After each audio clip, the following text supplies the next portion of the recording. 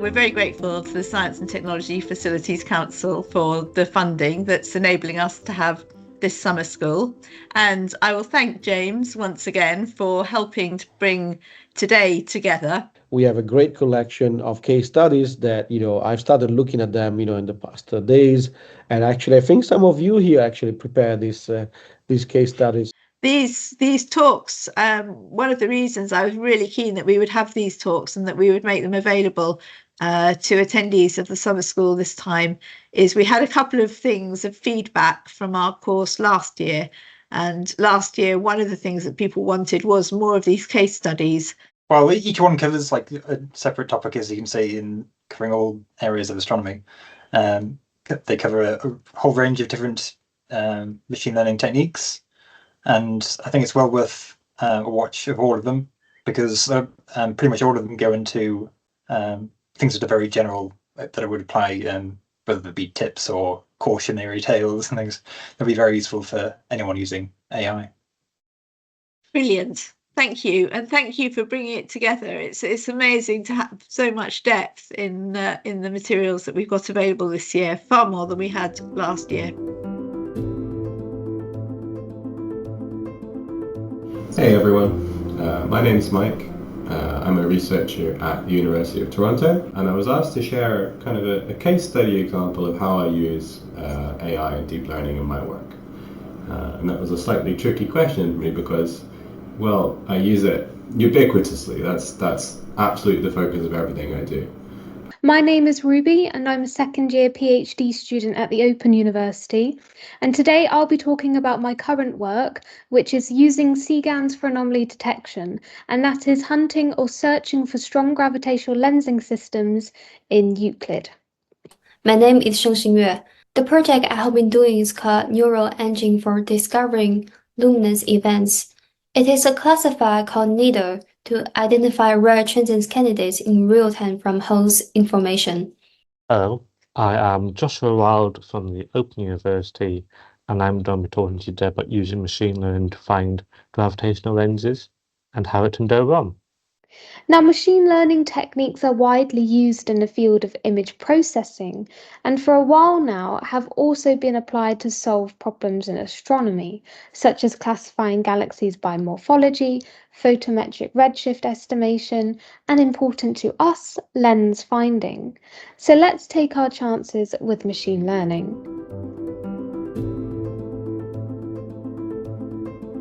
What is machine learning? Well, I'm sure that some of you will have an idea or even have used machine learning in the past, but machine learning has been described as the field of study that gives computers the ability to learn without being explicitly programmed. So instead of giving a machine data and a program, expecting some desired output, rather we give the data and the output such that the machine learns from finding patterns or structure in the data. So seemingly, there could be an endless possibility with using machine learning in astronomy, especially with the wealth of data we have.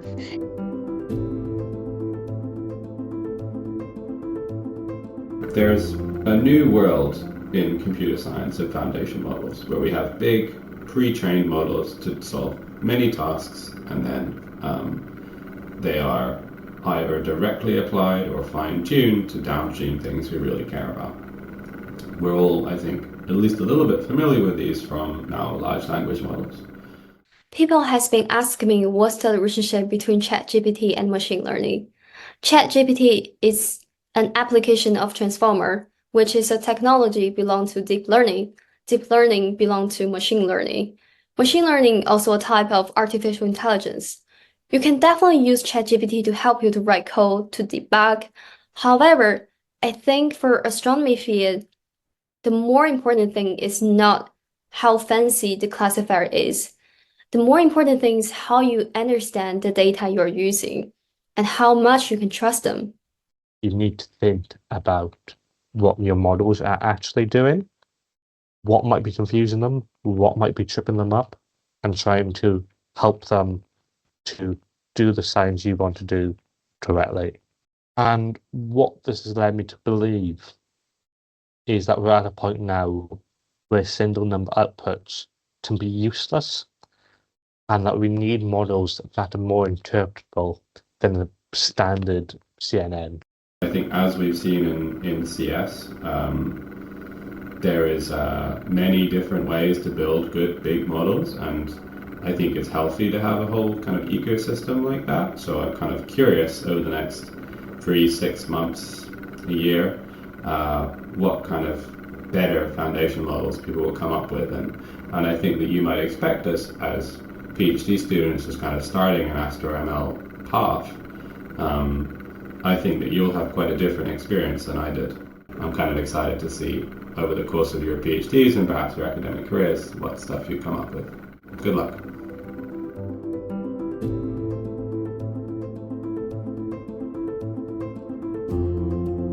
If you want just a visual representation, and this plot on the left is something that maybe I could have used some LMM, some ChatGPT to do this plot for me.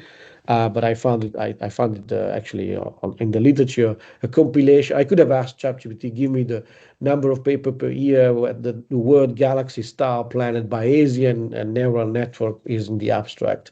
And you could see that, when we're talking about neural network, which is one manifestation of machine learning, you can see that this is now going up and is overtaking the Bayesian explosion that we had in the last 10 years as well, this was very fashionable to have in your abstract. So why did we have the rise of the machine, so to speak? Well, the pivotal moment came in 2012 around, where we basically had both a massive amount of imagery for training sets, and I don't know if that's the case, but I think it also related to the fact that we all had started to have smartphones, and so lots of pictures on social media, that kind of stuff, that created a vast repository of images that we could train our algorithm on, and then the onset also of GPU processor in training in computers. So we can basically use machine learning on both large data sets and also having the computing capabilities to do that.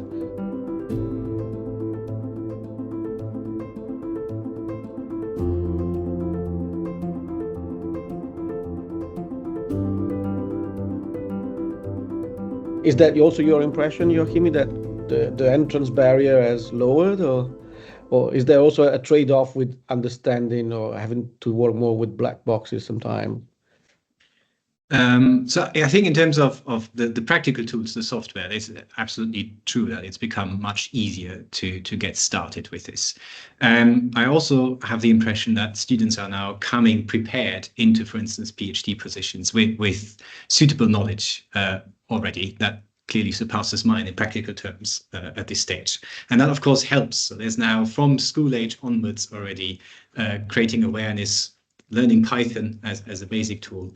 That's much more streamlined now from all the way from secondary school level onwards. So that's a big change as compared to 10, 15 years ago, for sure. I mean, the field of machine learning as such is still bewilderingly fast. And for us as discipline experts, it's very difficult to keep up, I would say. And it's probably a moot point to try to always stick on the latest thing. Some people may make that their dedication, but if you're actually interested in the physical outcomes, it becomes very difficult to do. And initially, what I saw in at least in sort of my subfield, it was a bit like a sort of Wild West attitude. When these tools became more widely available, everyone just applied them to their favorite data set and saw what happened. That's not really physics, but it was very popular for some time. And there were a lot of papers coming out that were rather inconsequential, I would say. And I think that has changed in recent years. So there's now a much more strategic use of machine learning tools. And they become really tools of the trade, right? They're not themselves the focus of attention more, but they facilitate analysis in ways that wasn't possible before. And that's new and that's exciting. And that's really the way the field should be heading. So I'm very happy to see this direction.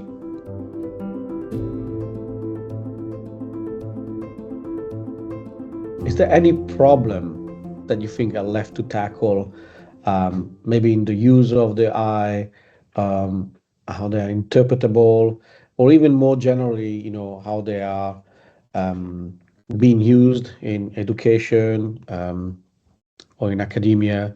Is there any problem that you think that we need to address in the use of AI? Maybe, checks and balances and a better education of everyone in the use of AI. So what I mean with that, one of the problems we find when we write a machine learning astronomy paper and we submit it to, say, monthly notices or APJ or ANA, quite often neither the editor nor the referee really understand the method. Or they understand the method, but they don't understand the physics necessarily. These are, interdisciplinary papers, and quite often we get a referee report that only addresses one aspect of the paper, not both. It's not and that is a problem, because these are new techniques, and biases creep in, uncertainties creep in, and they need to be addressed properly. And we do our best, but there needs to be a formal vetting, which is the referee process. And I think that at the moment doesn't necessarily work as well as it could. These are new techniques, and this needs to be more, at least in our field, benchmarked a lot more. People publish something because everyone wants to be the first doing AI in their little subfield, and they push something out. But we're not having an open conversation on how we set up like common test sets, for example, in the field where everyone can benchmark against, and common metrics that apply to our type of science. In machine learning, everyone has standard data sets that they benchmark against, and then you can compare codes, and this doesn't happen for us yet. Any other comment there, Xinjue? Yeah. I saw you nodding a lot, so I'll bring you in. Yeah, I agree that in our field, we don't have a benchmark. I think also because we have different motivations than really the CS field, because they're trying to develop better models and to get higher accuracy. But I think astronomy is more like we're applying those cool models to deal with different motivations. And that is why it's so difficult to benchmark. And also, I'm quite happy that now many journals that say like you should open, like you should public your data and public your codes, and I think that's already very useful. And I'm not sure this is very compulsory for every journal, but I'm hoping like every time I open a paper, like I could use their model directly, and I could, if they have some data available, that I can train on that and showing that is the real accuracy. Yeah, I feel like for me, to learning others' code sometimes can be a bit challenging.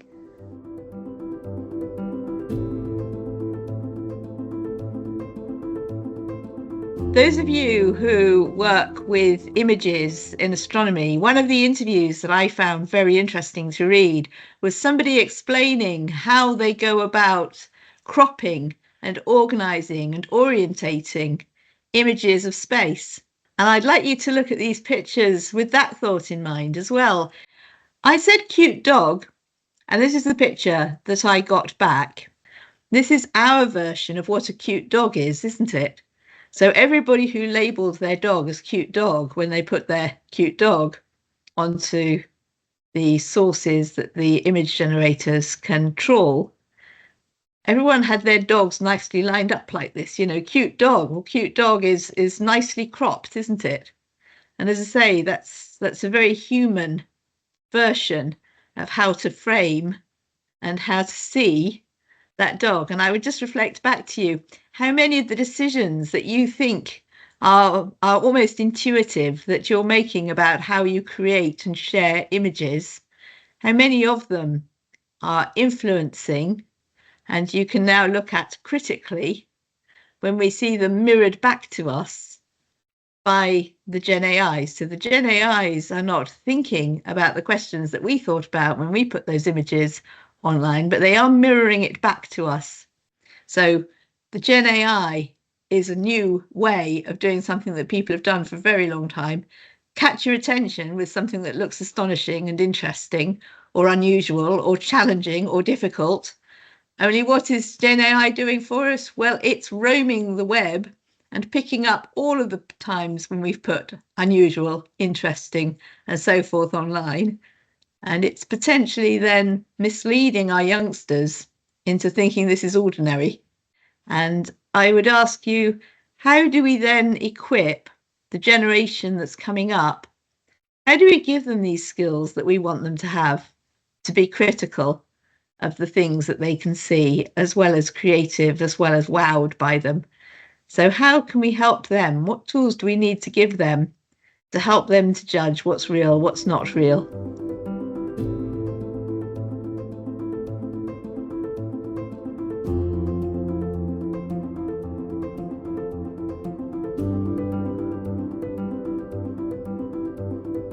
But we use sort of GenAI. Sometimes we talk about GenAI and sometimes we talk about large language models. And I'd just like your reflections on what do you mean by GenAI, and would you limit it to the large language models? I suppose most members of the public, when they think GenAI, will think of ChatGPT, the machine learning that can generate art and stealing books from artists, and the AI that can generate songs. In terms of astronomy, I often think of GenAI in making images of space, like the NASA photo of the day, and that we use GenAI mainly to generate training data for some of our models as a first step approximation. To me, that all the machine learning models is more or less based on the same idea. You grab the data and make some regression or doing some training or learning, whatever it is. It's just this machine going to tell you something what it has got from the data. The GenAI or whatever large language models is the same, based on the same thing, right? So it's just like, okay, this is like a communication and using words or something, but still, this is a training on the real data and is giving you some feedback from the data. So that is what I understanding is not much difference to the other models or whatever CNN or you consider it about. It's like a more complicated model, but still based on the same idea.